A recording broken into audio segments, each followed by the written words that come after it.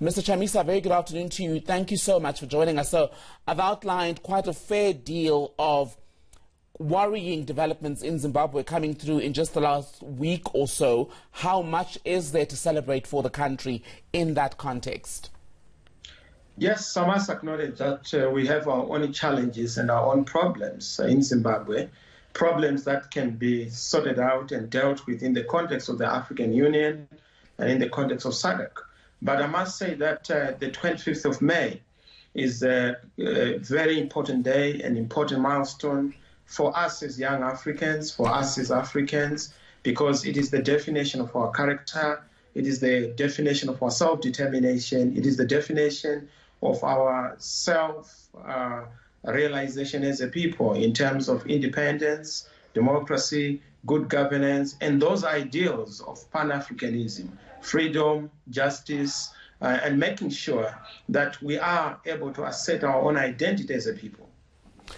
And how do you make sure all of that happens when you're dealing with a situation in your country where you've got about 5 people who are said to be linked to your party, accused of traveling outside Zimbabwe on a plan to try and overthrow the government of the day? Yes, I must say that the theme for this year is silencing the guns.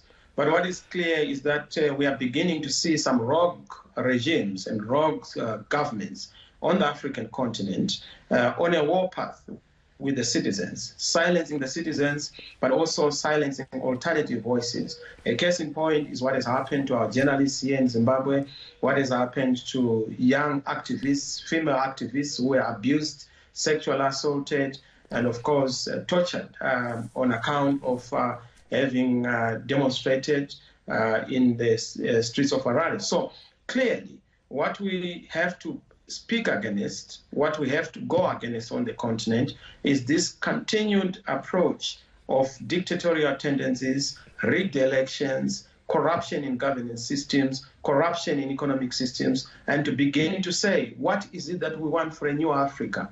Yes, our founding fathers like Kwame Nkrumah, Julius Kambarage Nyerere, Samora Machel, George Patmore, and many others, Thomas Sankara included, and even Robert Mugabe the Young, were so clear about self-determination. But beyond that, they were a liberation generation. What we now need is a transformation, an economic freedom generation. So but where is that going to come from, Mr. Chamisa? Forgive me for jumping in.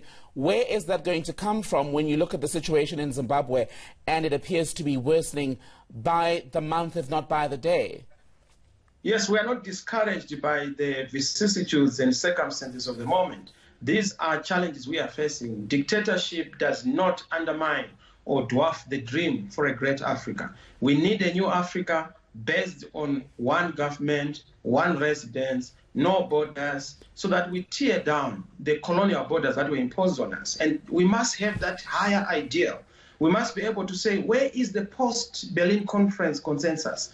If we're at the Berlin Conference, coming up with the borders we have, which are artificial and colonial, what do we do as young Africans to say, how do we tear down those colonial boundaries? How do we come together and have a dialogue to make sure that we build the pillars for us to have one currency, for us to have one language, for us to have one culture that is built around governance systems, governance institutions, so that when you have an identity as an African, you are able to enter one country, you enter all, instead of us having these colonial, artificial boundaries. Let me ask you this then, Nelson Chamisa. How do you convince the ordinary Zimbabwean of the shared African ideal, shared African vision, when a lot of them to this day still say that other African states failed them in the last decade to 2 decades in as far as the economic collapse, the political instability that we've seen in Zimbabwe? So how do you get them to buy into the idea of a united Africa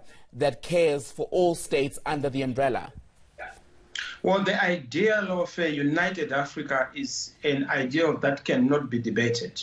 There is no debate about the need to have an integrated and united Africa. Zimbabweans are aware that African solidarity, African identity, and African unity is what is ultimately going to answer to all our challenges. And we've said that from a liberation narrative, we now need to move to a democratization narrative and also move to a transformational narrative so that we are able to embrace modern technologies to be able to address our governance deficits, but also address fundamental issues around what we must be dealing with around unemployment, infrastructure, dealing with systems, dealing with strong institutions as opposed to strong men, big ideas as opposed to big men, in our politics, in our commerce, in our business. But that is only possible when we are able to see continental institutions coming in handy to help on areas of deficits in the individual countries as we build towards this great ideal of a United States of Africa.